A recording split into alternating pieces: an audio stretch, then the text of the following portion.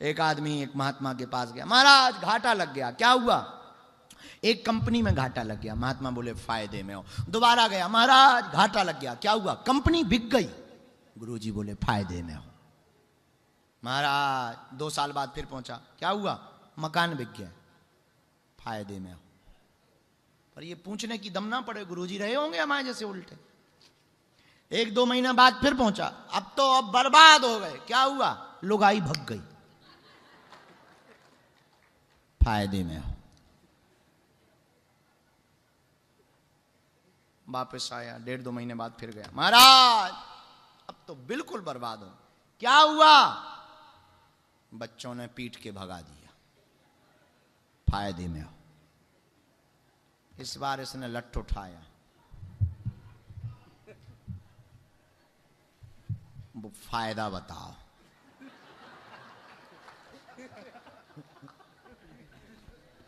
तुम ऐसा ट्राई मत करना कभी, और खासकर हमारे पास तो मत करना, क्योंकि ऑलरेडी हम 5-6 लोग लेकर चलते हैं। पर उसने लठ उठाया, पीटने के लिए नहीं, गलत मत लेना उसका। उठाया, फायदा बताओ। महात्मा भी हमारे ही जैसे थे। जब जन्म हुआ तब क्या था? कुछ भी नहीं, बिना कपड़ों के आया था, और शरीर पर कपड़े हैं, मतलब तू फायदे में है। घाटे में तब है जब तेरा हाथ कट जाए, सिर कट जाए, पैर कट जाए, तब घाटे में, वरना फायदे में। कपड़े भी उतर जाएंगे तब भी बराबरी ही होगी, घाटा तो कभी होगा ही। और जब इतने अपन फायदे में, प्लस पॉइंट में हैं, तो ये उनके लिए है जो थोड़े से घाटे में टेंशन लेने लगते हैं, स्ट्रेस में आ जाते हैं, डिप्रेशन में आ जाते हैं। ये चिंता छोड़ो, क्या गया था ही क्या अपना, जो गया यहीं से पाया, यहीं सौंप दिया, चला गया। जय बजरंग बली की। चल पड़ो। हमारी एक आदत है, कुछ अगर गया तो हमें ज्यादा फर्क नहीं पड़ता, हो गया जय बजरंग। हमारी दादी जी शांत हुई 2015 या 16, भूल गए। देखो बुढ़ापे का दिमाग है ना। परिवार बैठा, हमको बुलाया गया, हम पन्ना में थे, गए। दादी जी से हमारा बड़ा ममत्व था। चली गई, वो पड़ी थी। जैसे अभी कहा ना चाय ले आओ, हम गए, उनका चाय ले आओ। माता जी बहुत नाराज, उन्होंने ऐसे मुक्का किया। अब वो रो रही थी, बल्कि उस वक्त सब लोग रो रहे थे, पूरा परिवार बैठा था, सब रो रहे थे। हम एक कोने में बैठे, कुछ लोग हमारे साथ गए थे, कुछ आए मिलने। हमने अपनी बहन जी को कहा कि चाय ले आओ, वो भी रो रही थी। माता जी ने एक कोने में ले जाके बड़ी डांट लगाई, मुक्का दिखाया, शर्म नहीं आती है दादी जी, ये वो। कहा बात ठीक है, पर हम रो तो लें, पर हमारे रोने से अगर इनको उठना हो, रो लेते हैं।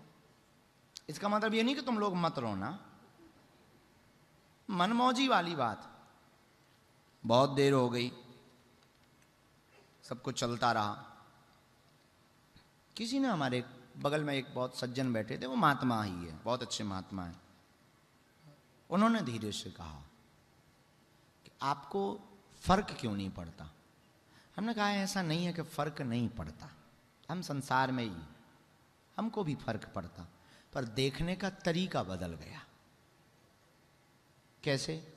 हम कहा, हमारे गुरु ने हमसे कहा कि संसार में कुछ भी नष्ट नहीं होता है। कोई प्लास्टिक अगर टूट जाता है तो वो वापस जाता है फैक्ट्री में, तो जो मग्गा था वो बाल्टी बन के आता है,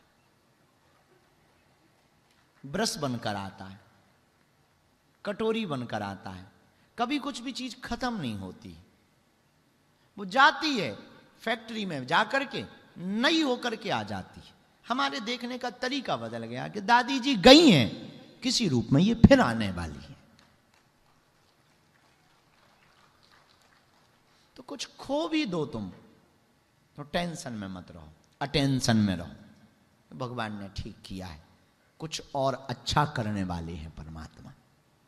शेर पीछे होने का मतलब ये मत समझ जाया करो कि शेर डर गया, लंबी छलांग लगाने के लिए कभी कभी शेर 4 कदम पीछे जाता है।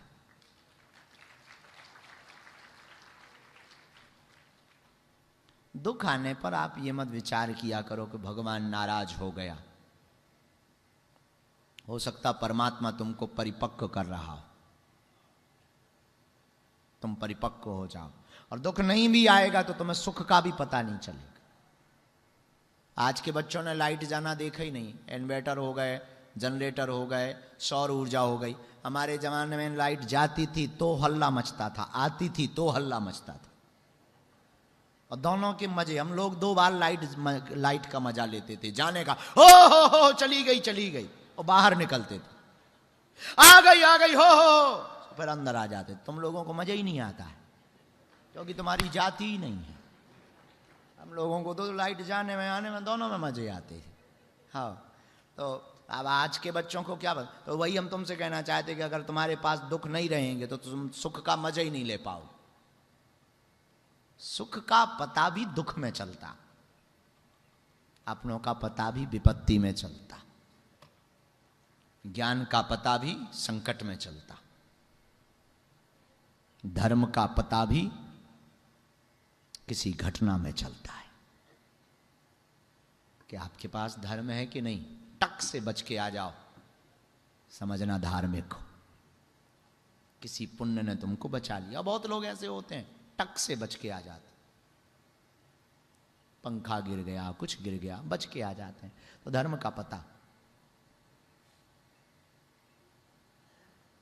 ऐसी परिस्थिति में लेकिन फिर वही प्रश्न, तुमने वो पाया जिसको पाने के बाद कुछ पाया नहीं जाता। यदि नहीं पाया तो रात को विचार करना वो मिलेगा कैसे, अब वो कब मिलेगा, अब वो कहां मिलेगा। और सच्ची कमाई का रास्ता हमसे कोई पूछे तो यही है, वो पालो जिसको पाने के बाद फिर कुछ पाना ना पड़े। बाकी सब आना जाना है। तुम प्रधानमंत्री भी बन जाओ तो 5 साल बाद खतरा कुर्सी का, फिर टेंशन लगी रहेगी कि सांसद भग ना जाए।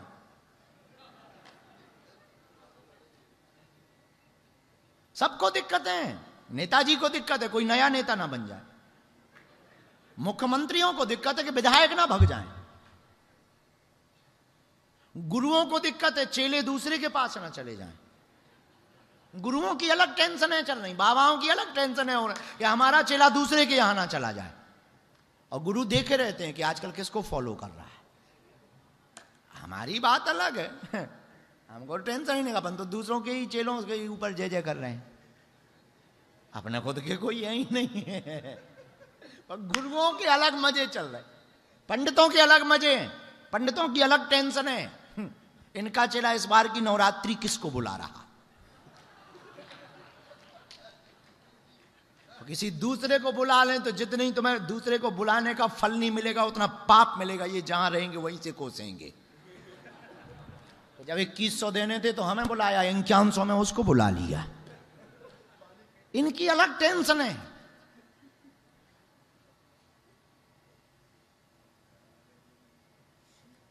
सबकी टेंशन है, गायकों की टेंशन है अलग चल रही। बंबई जाओ तो फिल्मकारों की अलग टेंशन है, हमें तो मिलने आते हैं, उनकी अलग टेंशन चल रही कि हमारी पिक्चर फ्लॉप जा रही, उसकी हिट जा रही है। ये सुपरस्टार बोलते हैं, उनका क्या गजब के आदमी है। ऐसा पाओ कि तुम्हारे फेल होने में भी तुम्हें फर्क ना पड़े, पास होने में भी तुम्हें फर्क ना पड़े। ऐसे महान आदमी बनो कि तुम्हारे मरने में भी फर्क पड़े, तुम्हारे जीने में भी फर्क पड़े।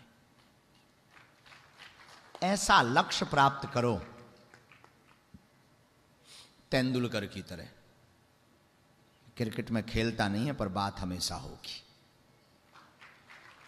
संन्यास ले लिया पर बात होती। और फिल्मकारों में भी ऐसा अभिनेता बनो अमिताभ की तरह कि भले ही पिक्चर फिल्म फ्लॉप हो जाए पर पिक्चर में होना ही काफी है। ऐसा गुरु बनो विवेकानंद की तरह कोई चेला नहीं है, खुद भी नहीं बचे, आज भी जिंदा। ऐसा नेता बनो